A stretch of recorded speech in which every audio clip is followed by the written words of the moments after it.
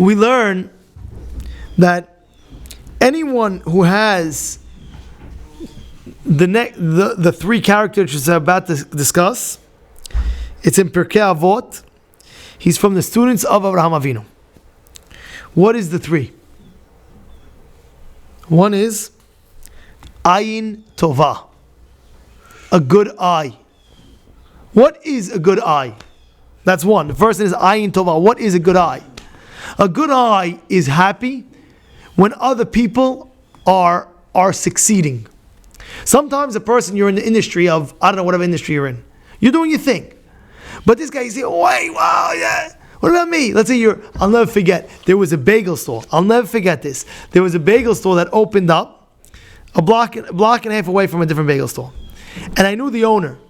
And I would see the owner every time he would walk past the other bagel store.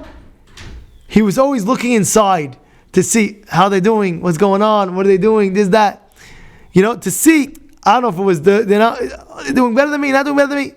Ayin Tova means that, great, I have a bagel store, you open the block and a half, it might be difficult, you're right, it might be difficult, but this person is not taking away any parnasah from you. It's hard, Lo tasigvul, it can be right next door, you don't want to be right next door. Okay, a block and a half away, bracha v'atzlacha to him, bracha v'atzlacha to me. Hashem is good, Hashem is big. There was even a story in Bnei Brak, which was wild. It's brought down, there was a copy center, the number one copy center in Bnei Brak. And it was the only the only one that was existing in Bnei Brak. And he was flooding it with his customers, everything like that. One guy saw, he opened up a copy center directly across from him. And it was a grand opening, and wow! So the children, his kids, of the original, the OG, as they call it, the original copy center, came to his father that night and said, Daddy, if you want, we'll tell the guy to close down his store. He opened up after you. You're here for 10 years, you're here for 5 years, you're here this, you're here that. And now he opens up across the street. What is this? His father says, I don't know he did right or he did wrong, but one thing is for sure. I'm thanking him and I'm blessing him. He should be b'hatzlacha. Says, what do you mean, Dad? We'll shut him down. Says, no. So why? He said, because the amount of money that I'm going to make this year, the next year, is all determined. And now I'm just doing hishtalut. I'm opening up my store just to hishtalut, just to try. But all the parnasah is coming from Hashem. Now Hashem's going to give me the same amount of money with less customers. So in a way, great. Some customers are already going to him. I see it, no problem. I understand. But at the end of the day, the money that I'm supposed to make throughout the year, I'm going to get the same amount. Therefore, I don't care. That's called the ayin. It's hard. It's very hard. But it's called the ayin tova, a good eye. Bracha v'atzlacha. It's great. It's great. It's flourishing. Unbelievable. You hear of let's say a person has a shul. This is my shul. All of a sudden, blocking away, another guy opens up another shul. Oh, what do you mean? I had so many guys. Few. Ayin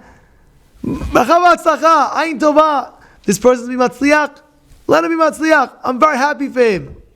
This is called a good eye, a blessed eye. It's like it's a beracha where a person just is blessing everyone. Like the pasuk says, Umvarechecha baruch. Varechecha baruch. You blessed. You are blessed. Rabbi Victor Miller used to teach us that when you're walking by the street, and he would say back then, now Baruch Hashem, every house is a mezuzah, but back then it was like he would say. When he was around, how it wasn't every single house was a mezuzah. Not every single house was a mezuzah, but back in the day, it wasn't every single house was mezuzah. There wasn't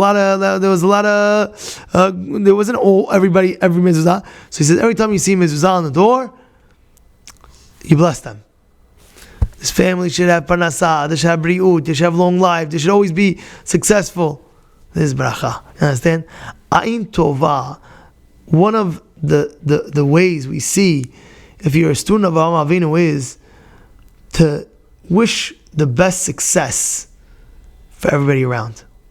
That's the truth. I'll never forget, I was sitting with somebody and he was talking, wow, you heard this person? He rocked to deal with this and he got to deal with that and he got to deal with that. And the other person that was on the table, he's like, good, I'm happy. You should get more and more and more and more and more. There was a philanthropist in our community. His name was Ali Shalom. Allah Shalom. Right? And everybody knew who he was. How'd they know? Back in the day, there was no tissues. Tissues was a new invention, by the way. Tissues they had back in the day, it was called handkerchiefs. That's what it was. It was handkerchiefs. And what this Mr. I Shalom did, people wanted to go in business. But he had a monopoly on all these handkerchiefs. He had a monopoly. It was wild. But what happened was they were starting to pick up. I also want to do handkerchiefs. And he would help them out. Imagine helping your competition. He would give them a Rolodex telling him, oh yeah, you want the best manufacturer in China? This is the guy you go to make it this way. And you want to go, you make it a different way? And you want this fabric? Go to that factory. What do you mean? But I'm your competition. And he would say, you think that the fact that I'm helping you, I'm doing chesed and I'm doing kindness with you, you think that's going to affect my parnasa? Do you really believe that? Do you really believe that that's going to affect my parnasa? No. I want everybody to be successful. Everybody should have parnasa. Everybody should have a lot of parnasa. Bechavod. Here's my Rolodex. Do what you have to do. Yeah?